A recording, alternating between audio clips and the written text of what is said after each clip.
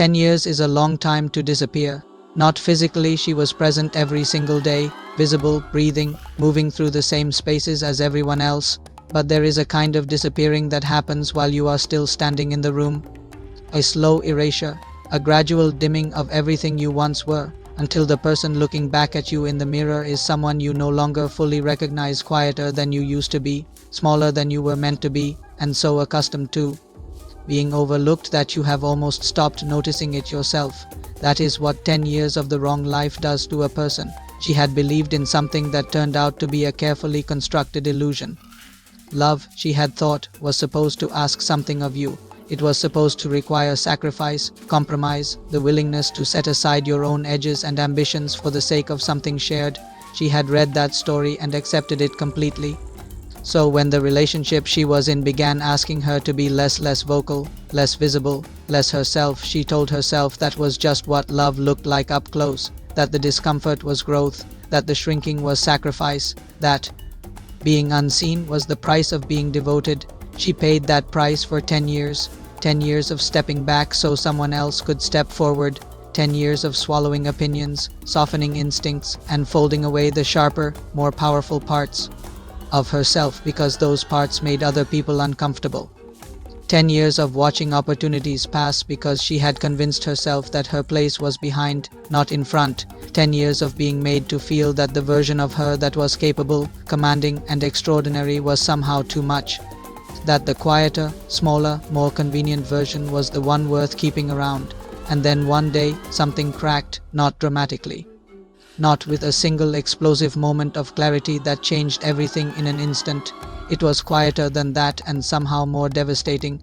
It was simply the moment she saw it clearly for the first time, not as sacrifice, not as love, but as erasure, deliberate, sustained, and designed to keep her exactly where she was, invisible, manageable, and far away from the throne she had been born to stand on. The world she had walked away from a decade ago was not an ordinary world. She had not been an ordinary person before she allowed herself to be convinced otherwise. There was a life before the relationship, before the 10 years, before all the slow and patient work of making her forget who she was.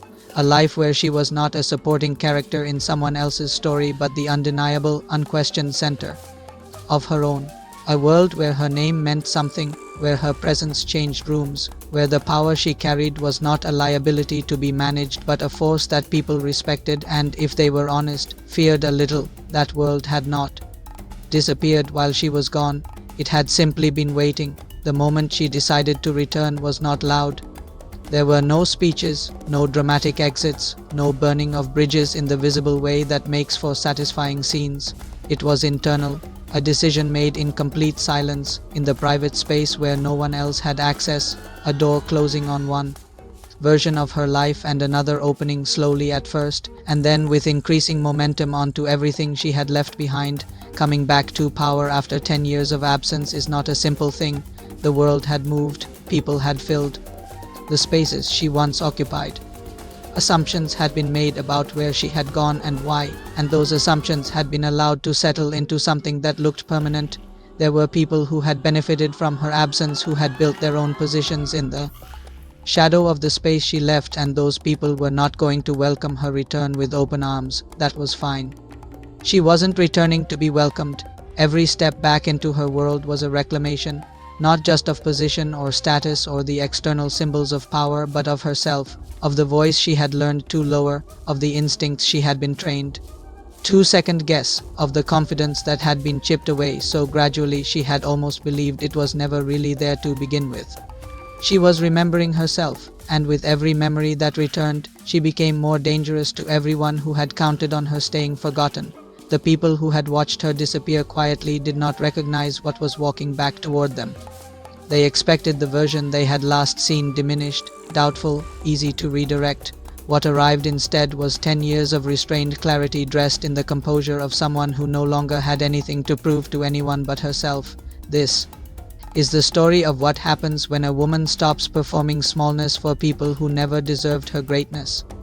It is about the particular kind of power that can only be claimed by someone who has already survived losing everything, because that person has nothing left to be afraid of. She was not coming back to ask for her place. She was coming back to take it, and every single person who had spent 10 years standing in her light, pretending it was theirs, was about to find out exactly what it means when the original finally comes home.